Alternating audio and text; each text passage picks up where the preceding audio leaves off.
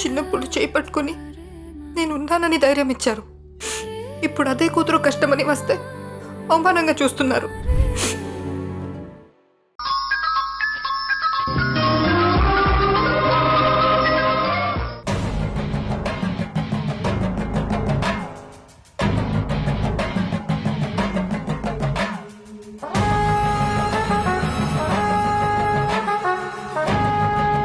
రేపు వీళ్ళాడుతున్నది డ్రామానా నిజమా? ఆ చంద్ర ఉన్నాడా పోయాడా అన్నదానికి ఒక క్లారిటీ వస్తుంది. అయినా రేపటి వరకు ఎందుకు?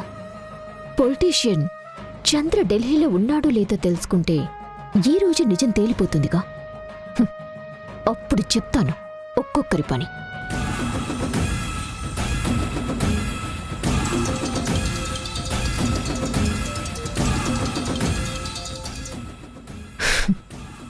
ఇప్పుడే మీ గురించి అనుకుంటున్నాను, ఈలోపు మీరే ఫోన్ చేశారు.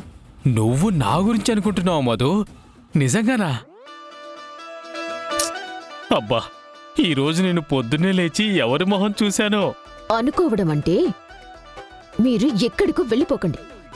చంద్ర గురించి ఏమైనా చెప్తారేమో అని అనుకున్నాను. నేను అది చెప్దామనే కాల్ చేశాను మధు. అవునా? ఇన్ఫర్మేషన్ తెలిసిందా? తను ఢిల్లీలోనే ఉన్నాడా? నీ అనుమానం నిజమే మధు. వీళ్ళందరూ కలిసి నిన్ను మోసం చేస్తున్నారు. అసలు ఆ చంద్ర ఢిల్లీలోనే లేడు, అసలు ఆ బ్రాంచ్కే వెళ్ళలేదంట. అసలు వీళ్ళు ఎలా మేనేజ్ చేస్తున్నారో అర్థం కావడం లేదు. అసలు ఆ బ్రాంచ్కే వెళ్ళలేనప్పుడు ఢిల్లీ కూడా వెళ్ళలేదేనే కదా అర్థం. అవును పొలిటీషియన్ గారు, ఫస్ట్ టైం చాలా మంచి ఇన్ఫర్మేషన్ ఇచ్చారు. ఇప్పుడు నేను ఆలోచిస్తున్నాను, పొద్దున్నే లేచి ఎవరి మొహం చూశానా అని. ఈ ఒక్కటి చాలు, సింధు ఆటలు మొత్తం కట్టిస్తాను. మావయ్య ఢిల్లీ వెళ్లకుండా ఢిల్లీ వెళ్లారని ఎలా చెప్తున్నారో, ఎందుకు కవర్ చేస్తున్నారో అన్ని లాగుతాను. చాలా థ్యాంక్స్ పొలిటీషియన్ గారు. You are always welcome Madhu.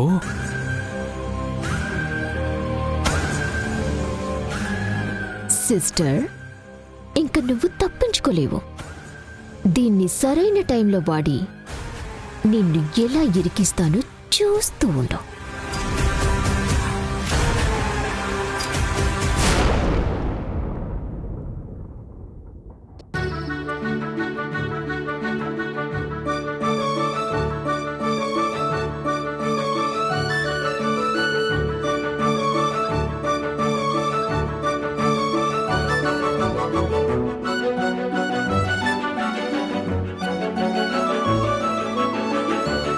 అమ్మా, మనం ఎవరెవరికి ఇవ్వాలో వాళ్ళ లిస్ట్ మొత్తం ప్రిపేర్ చేశాను. రేపు భూమి పూజతో కన్స్ట్రక్షన్ పనులు మొదలు పెడతాను. అది సరే, నాన్నకు కాల్ చేసావా? ఆయన రేపు వస్తున్నారుగా.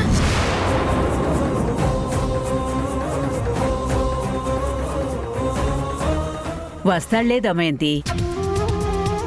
ఏదో పని మీద వెళ్లిన మనిషిని పట్టుకుని ఇంటికి రండి అని ఎందుకు బలవంతం చేస్తున్నావు? వాణ్ణి కాస్త ప్రశాంతంగా ఉండనివ్వు. ఇక్కడ ఆయన ప్రశాంతతకి ఏం తక్కువైందత్తయ్య? నేను చూస్తున్నాను, ఇంట్లో మా వల్ల ఆయనకి మనశ్శాంతి లేదన్నట్టు మాట్లాడుతున్నారు. ఇది మనసుకు చాలా కష్టంగా ఉందత్తయ్య.